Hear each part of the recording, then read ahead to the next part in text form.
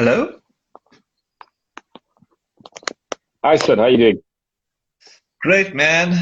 Okay, let's get to the cricket. Let's start off with India and Sri Lanka. Another convincing win by India. Perfect start for Rohit Sharma's Test captaincy. And yeah, I mean, it was interesting that I think Rishabh Pant got man of the series. Your thoughts, eh? Yeah, it was a tough one. I think you could have given it to Jadeja as well. I thought he had a great series. Hmm. He had a fantastic series as well. Even But Shrek. I Even mean, getting into India, Yeah, yeah, yeah. absolutely. But Mm, getting back to this game, I think this was the best game that Bumrah has played in India, especially with the ball. I thought he was mm, superb with the mm, ball in mm, this match, and he really got this win. In the first mm, inning, skittling Sri Lanka out mm, for less than 130. That was superb. And then, getting the job done in the second innings as well. But I mean, this Indian side, they've looked a totally different side ever since they left SA. And the SA tour didn't mm, go according to mm, uh, uh, they played at home, and they've looked a totally different side. They've looked very uh, formidable at home.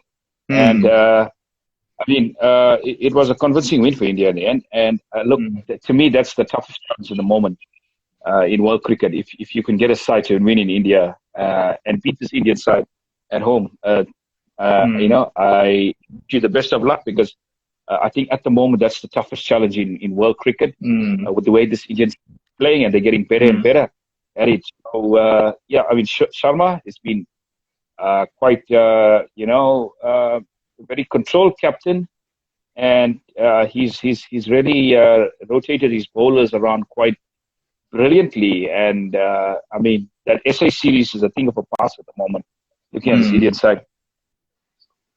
Yeah, man. I think I don't want to remember much about that test series. Yeah, man. Okay, let's get to, I think, England versus West Indies. The first test was a dead draw at the end of it, and the second test as well looks like another dead draw. I don't know what's up with these pitches. I think the groundsman is smoking pot. Excuse my tone of language. This is really bad. I can't believe it. Two test dead pitches. Come on. Are they watching Australia versus Pakistan, man? This is too much, man. I mean, if you're a batsman, you'd welcome this, but if you're a bowler, I mean, this is one pitch that you wouldn't really want to bowl on. And yeah, I mean, it's been disappointing.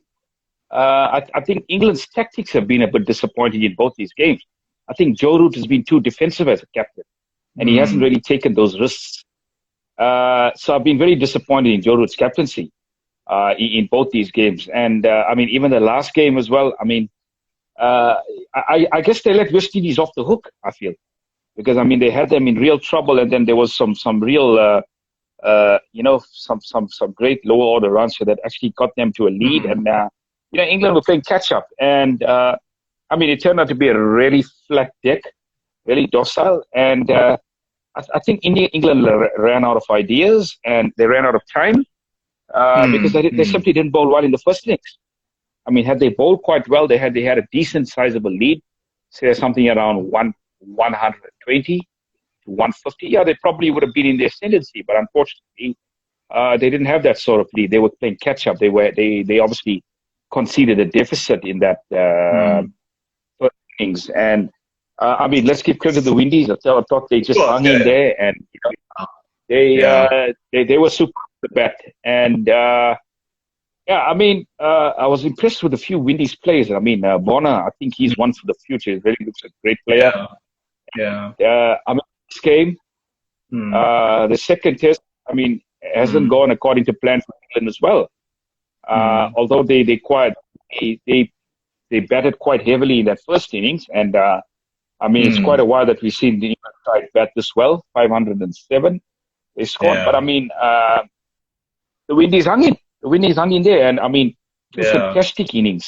One that way, I thought that was a real captain's knock from him. When your Yeah. side is in trouble, I mean, you 507. That is a fantastic Yeah. knock, and Blackwood played Mm, superbly as well. But again, same. same old problems for England. They just can't seem to bowl out opponents, and I think they it was about 187 overs that they took to bowl the West Indies out. And look, there's not much time left in the game, and in all likelihood, this could end in a draw. I mean, what is it? What is the total? Now the lead is around 36. Look, I think. 136. I think the only possibility here, I think the only possibility of a result here, Sid, is if England really bat quite quickly in that first session and probably declare, and I think it'll be a bit of a sporting declare there, and lead Windies with about 280, 300, I'd say. Yeah, but I feel sorry for the bowlers though, because they just finished bowling one out yesterday on the 4th day, and then you have to bat so quickly. I don't know. I think it's a bit unfair for the poor bowlers, man. Really been grinded down to the ground for these 2 test matches. Just make it a dead draw, man. Just shake hands even before the game even starts today. Yeah, I mean, look, the pitches haven't been the best, but I think there's still has been enough in it if you do bowl well, if you really get those good lengths. This guy, some turn by Lawrence, but the turn hasn't been like fast turns. More like slow turn. The bounce was good, but pitches like this are destroying Test cricket, man. It's not good. And I bet you this pitch will get a negative rating, definitely, by the ICC. Although I might be wrong. Look, I do feel that they have missed Wood in this match, because I think Wood offers that extra pace. And, I mean, we spoke about it in the Ashes, and we're speaking about it now. I mean, Archer is such an important cog in this attack, and, him missing out and him missing these important Test series are really hurting England. They really, really are hurting England. And, look, I mean, they hope that he can get back, for the summer, because it's going to be a big summer for them as well. But, at the moment, they just don't have that sort of penetration in that attack that they can, really outbowl and, outbowl a team. And really get a team out cheaply in Test matches at the moment. So, yeah, they're struggling to dismiss sides. And, I mean, the pitch is not helping them as well. And, I mean, Joe Root's captaincy as well hasn't been the best. So, I mean, compounding problems in this England side at the moment. So, I mean, you can only hope that we're going to get a better game in the 3rd Test, because, I mean, these last 2 haven't really been good watching. I think 4 more days will be the final Test match, and that is in St. George's. So I don't know what surface that will present, but I think that's Grenada. Yeah, so that's in Grenada, in St. George's. Yeah, that last Test match is in Grenada, if I'm not mistaken. Yes, I wonder what type of pitch that'll be. I can't. This is too much, man. Watching Australia and Pakistan was bad enough, and now this series is proceeding. I think it's like, no, I mean, shame. I think it has been bowlers' paradise of late, so I think now it's batsman's paradise. Now it's starting to show up, but maybe it's the team wanting to get some. You know what I think it is, Avish? I think it's more of an ego thing, that because West Indies don't want to lose to England for the first time in a long time at home, they produce these docile pitches to try and protect themselves and try and get these cheap points. But it's just such a silly thing. My theory is that they should have done this to South Africa, because I think, they could have done this pitches they gave South Africa to England. I think they would have still had their chances. But here, it's like, anyway, I don't want to talk anymore about it. It's just depressing me, man, these pitches. Let's get to Australia and Pakistan. I know it's another depressing issue. Although, I mean, you were quite outspoken about Pat Cummins not declaring. But I have a theory on this, right? If Australia had batted more aggressively on that 3rd day, because there was 20 overs, right? If they had made like 100 and something all out, they could have had a lead out 550 and then bowled straight away on that 4th and 5th day. They would have had 180 overs. And then, who knows, the result could have happened, because it's just my thinking of it. You can take it away. Yeah, I mean, look, it's been a bit of a difficult watch, these 2 Test matches. Pitches have been really docile, and but I must really bring this point up, and I do feel Australia really had a big opportunity in this game, because I mean, 556 declared in that first innings, and rolling Pakistan over for 148. And I mean, you still had your bowling lineup fresh. I mean, the opponents were really, really down and out at that point, 408 runs behind. So, I mean, why would you not go for the kill? And I think Pat Cummins' captaincy really let him down there. And, I mean, scoring those 90 runs extra really didn't mean much to this game, I'd be honest with you. It just took more time out of it. And that's what Australia were they just took time out of the game, and they ended up not having enough time to bowl Pakistan out. Look, I'm taking nothing away from this Pakistan batting effort in the fourth innings. I mean, that was superb batting. Babar Azam, a total masterclass from him. 192 runs. I thought he showed a lot of fight in this game when his team were absolutely down and out.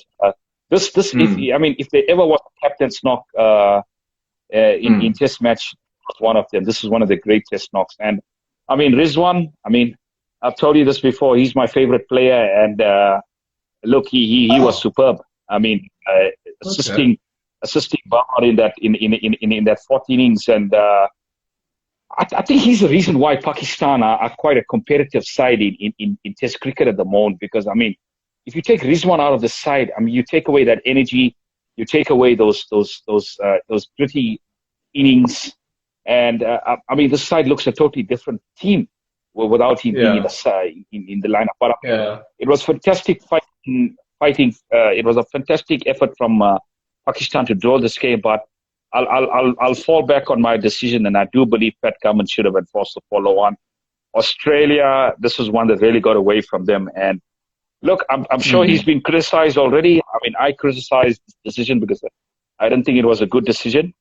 And I guess he's a young captain. He learned from players. But I mean, if they're losing the series, this could really be costly. This could really be a costly decision that he made in the second test. And they'll look back at this and they'll rue this one as being a very costly error. But I mean, having said that, I mean, I don't think.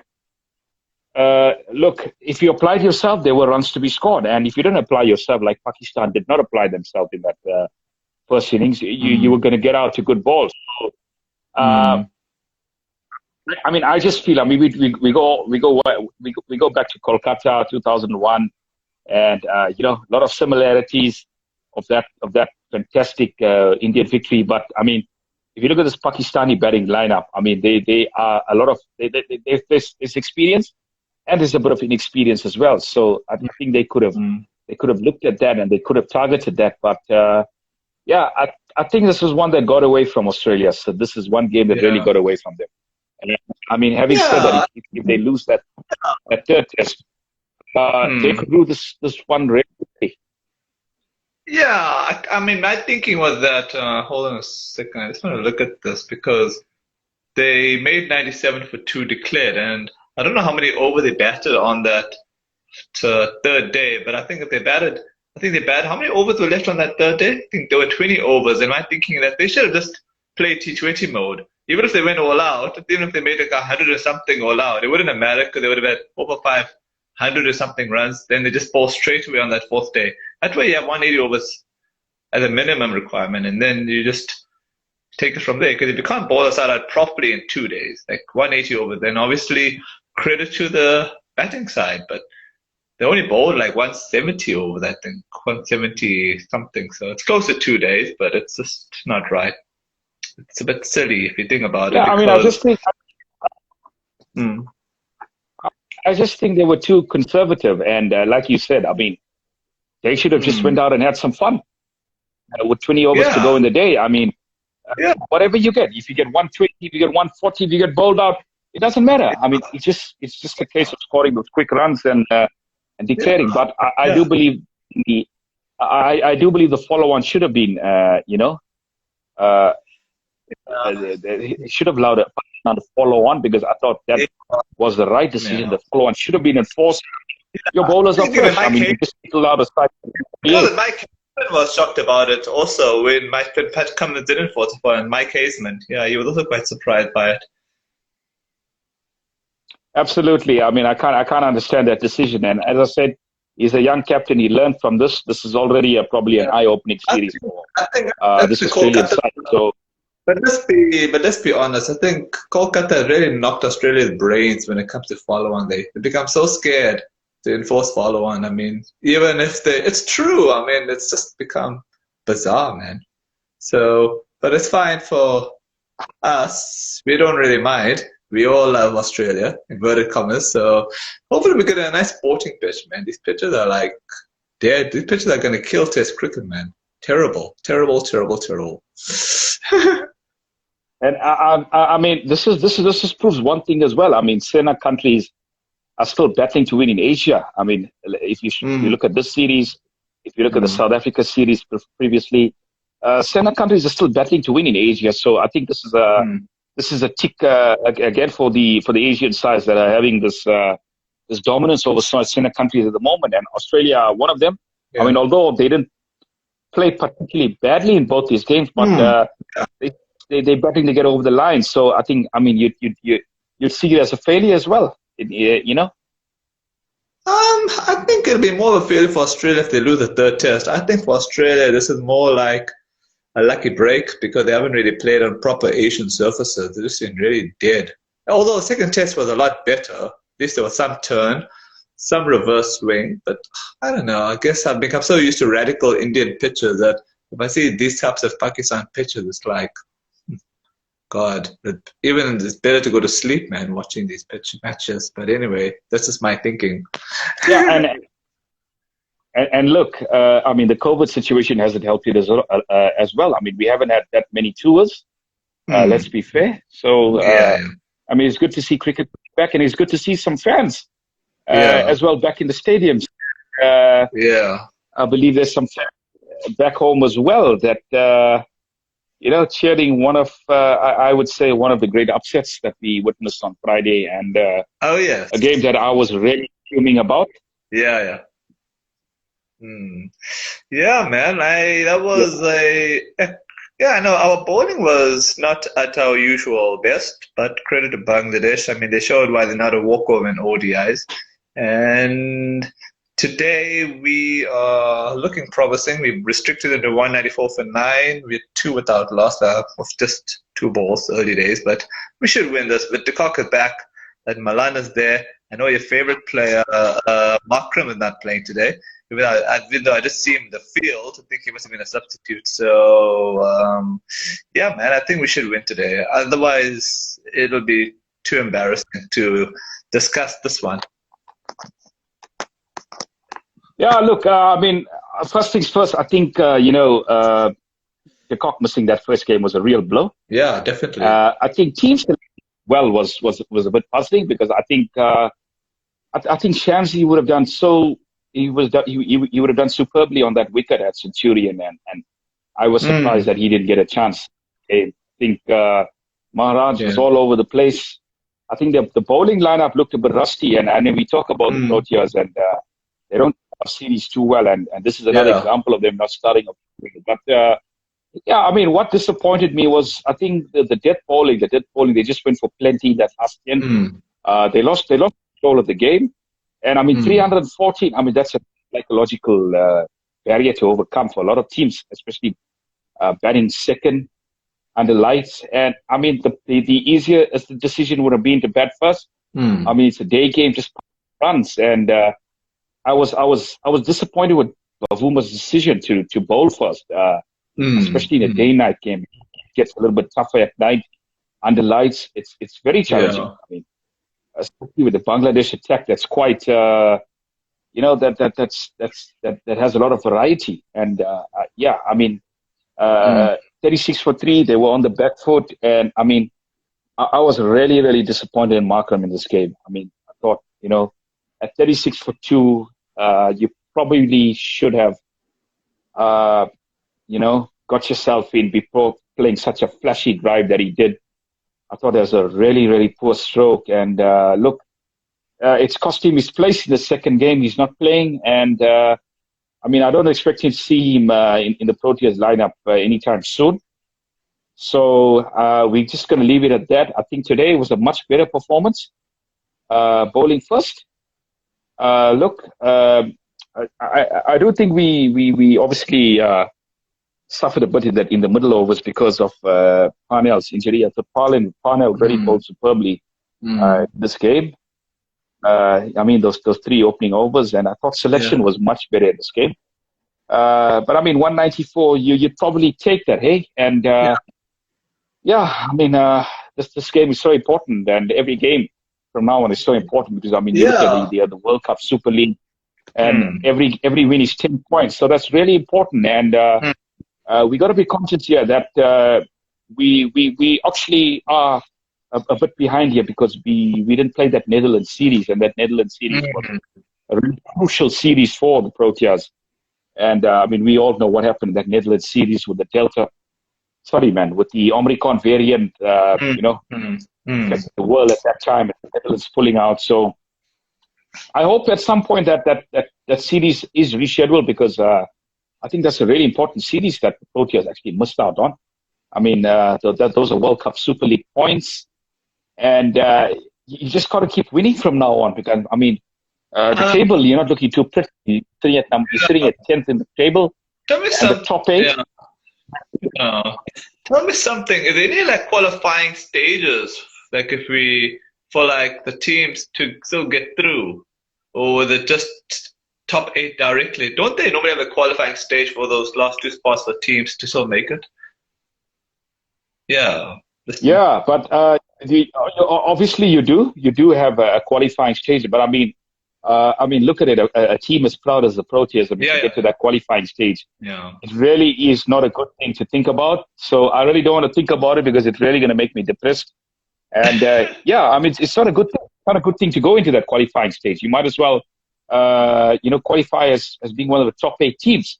It's really not good. It's really not good qualifying mode. Think about it. It may not be the worst thing because it'd be a good wake-up call. Because I'm sure the team in that qualifying stage, we should be able to still crush them. If you have team, if you remember the Sri Lanka and Bangladesh went through that T20 qualifying stage and they played really well to go through. And obviously they weren't so bad in the T20 stage. I think if luck had gone their way, anything could have happened there. So I think it may not go against us to be in the qualifying stage. But hopefully, ideally, it's good to go through the top 8. But the next World Cup is in India. So it may not be as easy as it seems. Imagine if you're playing Afghanistan or in the qualifying stage and those Asian pitches. Oh God, we better qualify then. Definitely. But I mean, look, I mean, they've got to play really badly from now on to not, to get into that qualifying stage. So I mean, there's still a lot of games to go. So I mean, pretty hopeful that they will, qualify,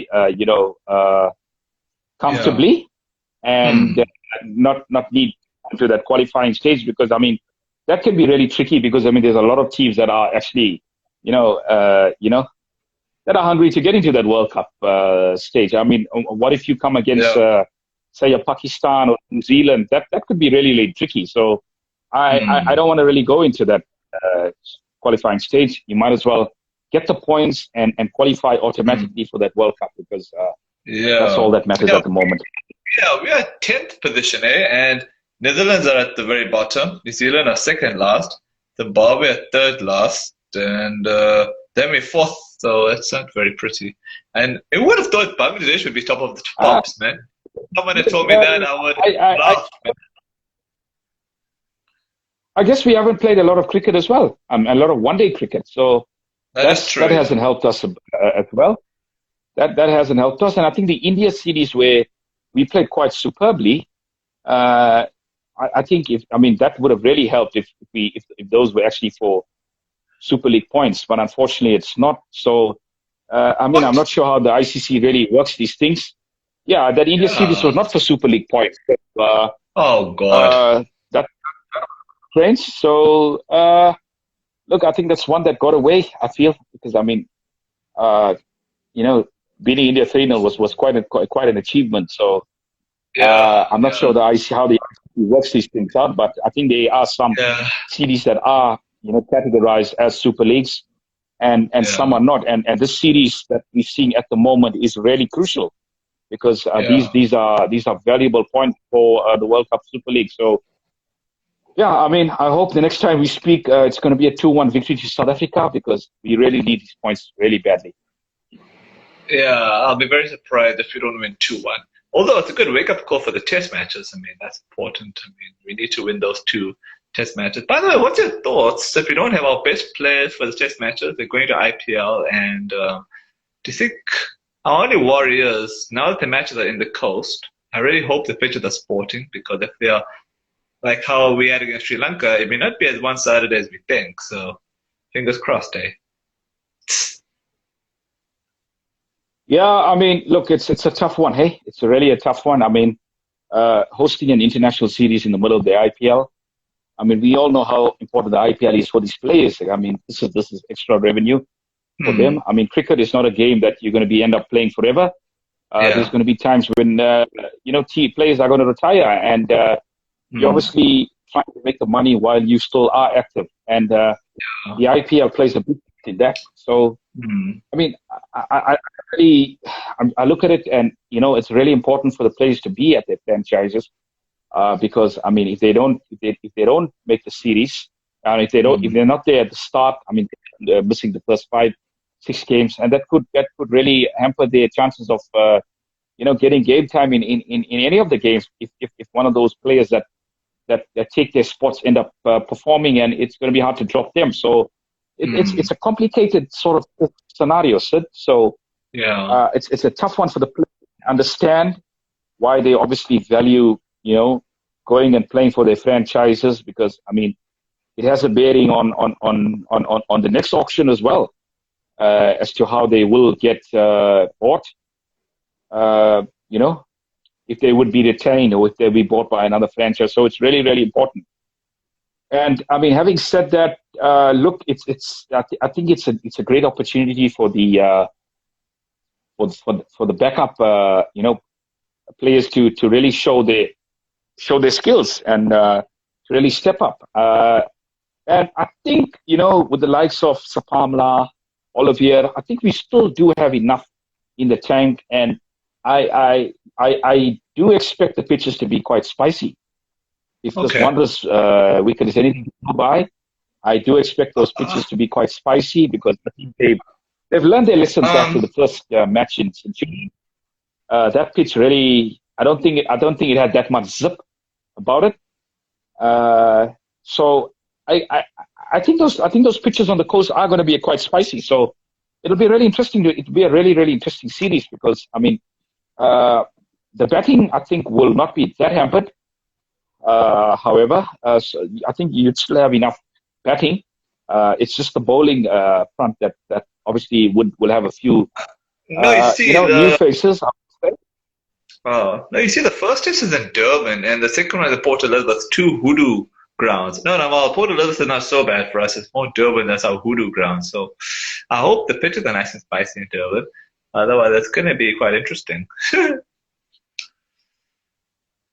Now, look, I mean, we talk about this hoodoo, and I think there's been quite good teams that have beaten the Proteas at Durban and at PE.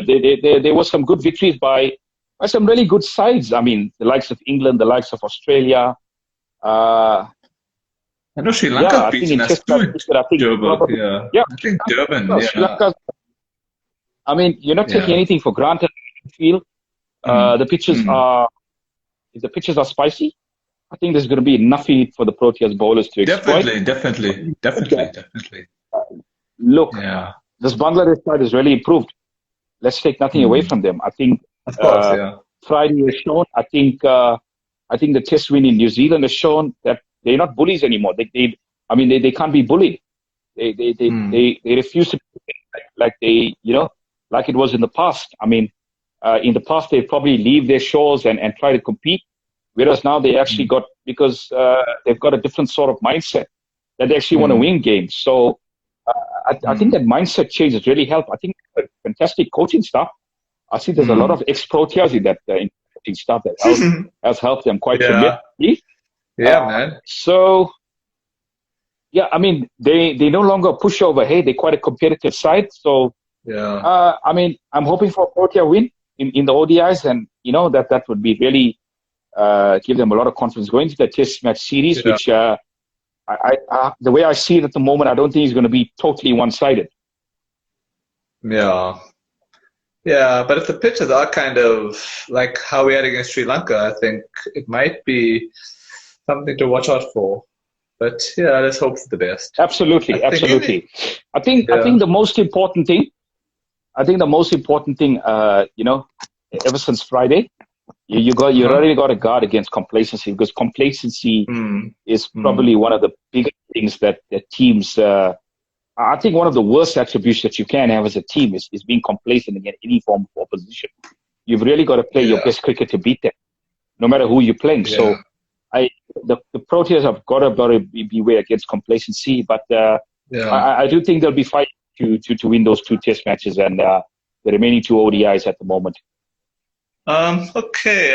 Any final words before we wrap off?